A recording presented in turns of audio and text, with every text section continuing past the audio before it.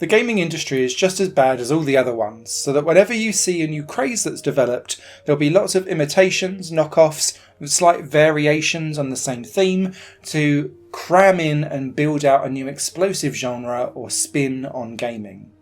Trombone Champ, for me, was a breakout success towards the end of 2022 because it was ridiculous, didn't take itself seriously, and was absolutely ear-bleedingly terrible when you got something ever so slightly wrong. And Disaster Band has decided to follow on from this by expanding some of the gameplay elements that are around it and adding some crucial features that I think Trombone Champ may then wish it had delivered itself. Disaster Band brings you 4 instruments straight out of the bag. So you've got the recorder, the trombone, the cello and the violin.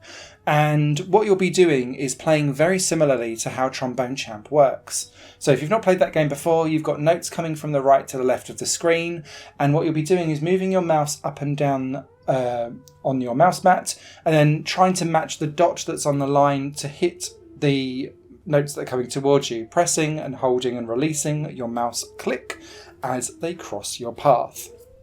Disaster Band's scoring in terms of what's deemed a successful hit is much more forgiving than Trombone Champ is, but what isn't as forgiving is the actual tonality of what your instruments do. I never quite found, even if I got a perfect note in Disaster Band, that the music was actually still in tune. And I think this was down to the fact that Disaster Band uses MIDI-based music. And there's a reason for this, which I'll come on to later, but it feels like it's guessing notes. And so sometimes some things feel a little bit detuned or out of tune. And so as you're pressing stuff, it feels like half a semitone out. And you're like, this feels slightly awkward, even though you're getting perfect scores as you're going through the game. The interesting thing around this is that it's not just single player, it's up to 4 players. Now the multiplayer mode is locked to being online only, and that's a real shame because I brought over some mates so that we could have a laugh on multiplayer mode with this, and then had a wah moment when we realised there was no local element. I understand some of the reasoning behind this though, because each individual instrument with the songs that the developer have made has its own individual note chart. So very similar to Rock Band, the bass won't have the same as the guitar, as the drums and the vocals. Disaster Band has the same for the recorder, trombone, cello and violin.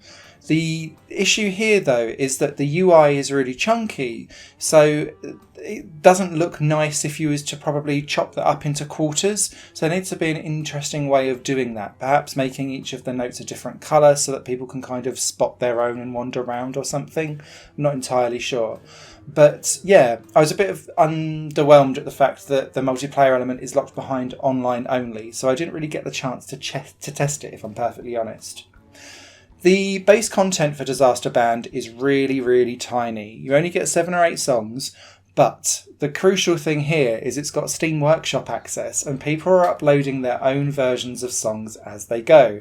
And the beauty of this, going back to the reason why it's a MIDI file that you're using, is that if you've got the MIDI file, it gets uploaded as part of the actual Steam Workshop so that you don't have to faff around trying to find MP3s of anything.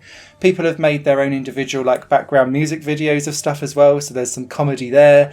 And then what happens is that you then download the file to the workshop. It's in on the menu as you go through the game when you restart, and then you can connect and play. And so long as people are creating and adding new stuff in, and largely they are, you'll have some good growing content over time. It's not there yet, but it's getting there. I had fun playing My Heart Will Go On from Titanic. Someone had uploaded the Pokemon theme song, for example. So it really does break open meme-worthy, stupid, weird ways of playing these instruments across songs that you're just that shouldn't really work, but I'm having a good whale of a time doing it anyway.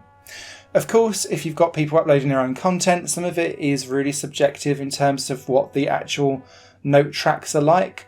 Thankfully, some people have uploaded things that feel doable. Some things are purposefully ridiculous and crazy and just sound like an absolute mess. But that's the luck of Steam Workshop and the draw that you get, unfortunately. I think there's a real good foundation here for Disaster Band.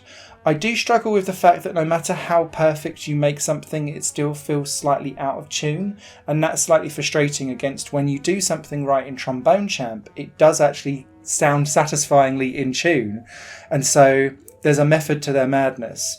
I'd also say with Disaster Band, I did run into quite a lot of crashes and bugs, particularly with Steam Workshop stuff as I was downloading things. It has got better over the course of the time that I've had the game, as they've put in an update quite recently that has made some of the stability of it better, but there's still definitely some ways to go with that too. But I would say with Disaster Band, keep your eye on it, because if the community grows and develops and gets behind this and there's a real plethora of good songs to muck about with, I think this could well be a worthy alternative to Trombone Champ. And that's not something I think I'd be saying in January 2023.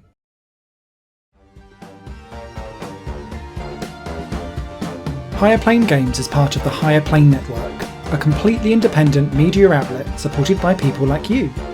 The goal is to create the best possible content that cultivates a richer indie scene for games as well as music and entertainment. To find out more and to get involved, visit patreon.com/Higherplane Network. Your support makes all the difference, and in return you'll gain access to bonus content and downloads. Thank you for watching.